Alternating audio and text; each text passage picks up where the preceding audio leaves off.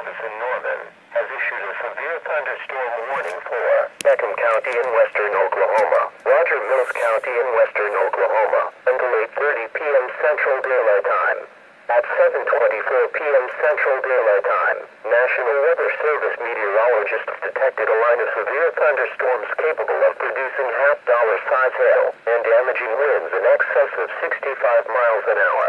These storms were located along the line extending from Sweetwater to Eric to 11 miles southwest of Delhi, moving north at 35 miles an hour.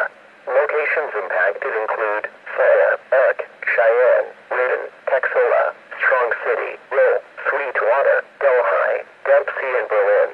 This includes Interstate 40 between mile markers 1 and 36. Move inside a sturdy building until the storm has passed.